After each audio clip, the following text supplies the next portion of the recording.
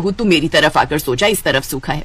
वाह माँ जी, अपनी गरीब बहू पर बड़ा प्यार आ रहा है और अमीर बहू से इतनी नफरत, जबकि हम सब एक ही कमरे में रहते हैं फिर भी इतनी नफरत। तुम बेड पर सोई हो इसलिए कह रही हूँ इसे छोटी बहू। ठीक है ठीक है, सुनो जी, कल सुबह होते ही तुम अपनी तरफ की छत और दीवार पक्की करवा लेना। जैसे तैसे वो लोग सो जाते हैं, लेकिन अगली सुबह अंकिता अपनी तरफ की दीवार और छत ठीक करवा लेती है, साथ ही उसमें रंग भी करवा देती है। छोटी बहू, अगर तू काम करवा ही रही थी तो पूरी छत की मरम्मत करवा लेती। पैसे कोई पेड़ पर नहीं उगते, मेरा पति सारा दिन मेहनत करे और मैं उनके पैसे तुम लोगों पर बहा दूं। रहने दीजिए माँ जी, आप इसे कुछ मत बोला करो।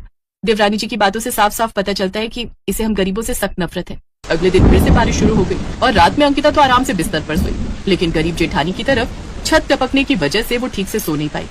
सुनिए जी, छत टपकने के कारण ज्यादा पानी हमारी तरफ आ रहा है, ऐसे तो हम सो नहीं पाएंगे। तुम चिंता मत करो, मैं कल कोई जुगाड़ करता हूँ। अगली सुबह अंकिता अपनी गरीब जेठानी का मजाक उड़ाती है। गरीब जेठानी जी, लगता है आप ज्यादा ही दुखी हैं, आंखें कैसी लाल हो रखी हैं, लगता है सारी रात सो नहीं पाई। वैसे कल रात मैं भी ठीक से सो नहीं पाई, वो क्या है ना, गर्मी ज्यादा लग रही थी। खैर कोई नहीं, मुझे तो एक फोन घुमाना है, फिर मेरे माँ बाप एक इशारे पर मेरे लिए एसी भिजवा देंगे।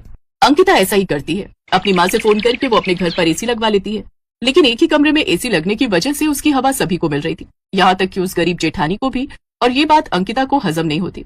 एसी मैंने अपने लिए लगवाया रौनक, ना कि उस गरीब जेठानी के लिए, वो मुफ्त में ही हवा खा रही है। तो तुम बताओ डार्लिंग,